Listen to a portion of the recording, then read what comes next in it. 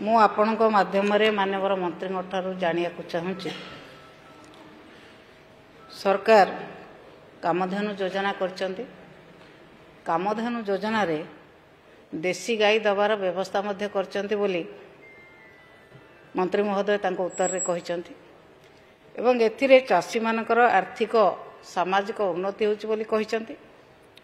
मोर निर्दिष्ट भाव प्रश्न होची जे कामधेनु योजना रे जो गाई दौचंती ओडिशा को जो चाषी मान को ओडिशार चाषी मान को जो गाई दौचंती ओडिशार को गाई जातीयकरण होती से बिंझारपुरी गाई अच्छी कि नाही मु भावुची बिंझारपुरी गाई निश्चित भाव में जातीयकरण आम करूँ 2008-9 जातीयकरण बिंझारपुरी गाई हैला बेले मानवर बाचस्पति महोदय जानी कारण सर्वदलीय मीटिंग रे मानवर मुख्यमंत्री महोदय कहते बिंझारपुरी गाई A2 क्षीर बहुत भल क्षीर A2 क्षीर रे चाह करके मुख्यमंत्री भल पाती पीवा को मानवर बाचस्पति महोदय साक्षी अच्छा। तेणु बिंझारपुरी गाई दबापाई चाषी मान को सरकार कौन कौन व्यवस्था कर बिंझारपुरी गाई न दिया जाए कि अन्य राज्य गाई कौन पाई अणा जाउची एवं जो चाषी माने अन्य राज्य गाई आणुचंती गाई आणिला बेले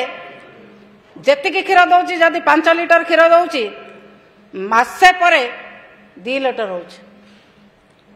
एमिति मेडिसिन इंजेक्शन देकी से गाई बिक्री करचंती अन्य राज्य रे चाषीटी शोषणर शिकार होउची एतिरे बड़ दुर्नीतिर गंध बारी होउची। आपण चाषी को पैसा दौना गाई किनिया पई आपण गोटे एजेंट माध्यम रे गाई किणिकी आणुचंती चाषी के आपण गाई दउचंती से जतेबेले गाई आणिकी घरे रखुची मासे परे गाई क्षीर कमुची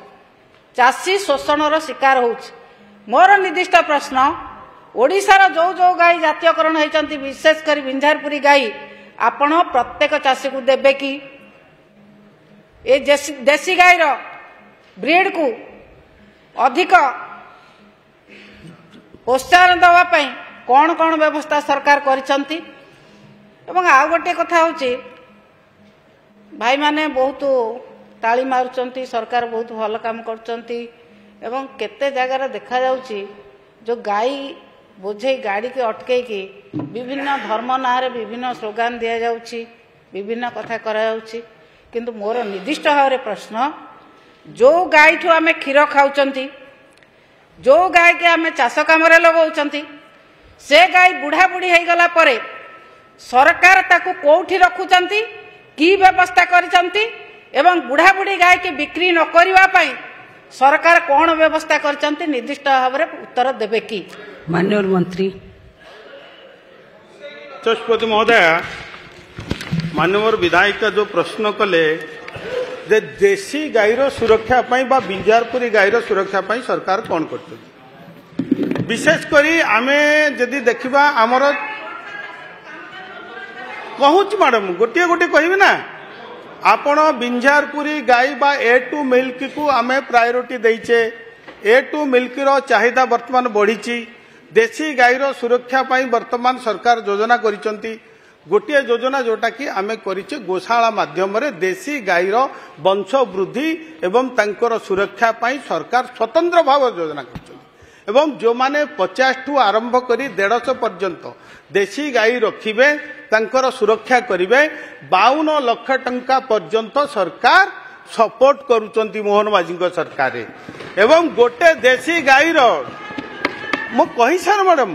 गोटे देशी गाईर खाइबा पीबा व्यवस्था पाई वर्ष को 20,000 टंका करा जाउची यदि आज देखिबा पाखा पाखी गत वर्ष आमे 20 कोटी टंका देइथिलु एई वर्ष आमे 10 कोटी ऊर्ध्व मध्य देई सारिलुणी। आउ गोटे कथा कहिले जो गाई किणा बेले चाषी शोषण होउचंती एटा संपूर्ण मिथ्या कथा निश्चित भाव में आमे जोटा गाई जोथरे आमे एथरो देवार लक्ष्य देशी गाईर सुरक्षा पे आमे योजना कले देशी बिंझारपुरी गाईर मध्य आमर जो बिंझारपुर मोटू खरियार एवं आपनकर घुमुसरी जोटा कि मोर मध्य गंजामर घुमुसर गाई ए चारोटी जाक देशी गाईर सुरक्षा पाई सरकार योजना करूचंती एवं जो माने बाहरु गाई आणुचंती कामधेनु योजना रे बाहरु गाई आनिया पई सरकार मना करी नाहंती आपण बाहरु गाई आनी परिबे निजे निजे गाई आनिला पर आमे सब्सिडी देवार व्यवस्था करूछु 1,61,000 टंका। आउ गोटे कथा होजे एथरे मिडिल मैन नाही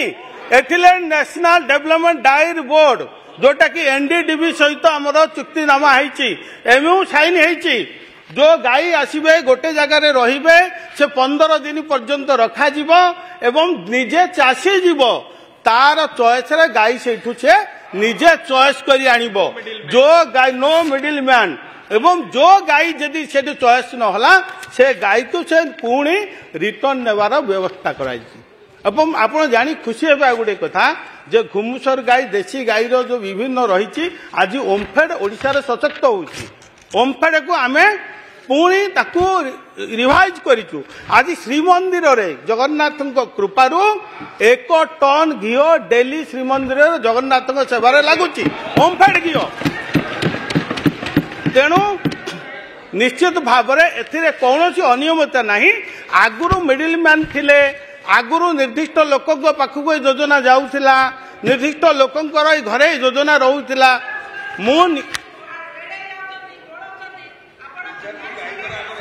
आमे सबू देशी गाईर सुरक्षा केवल बिंझारीपुरी नुह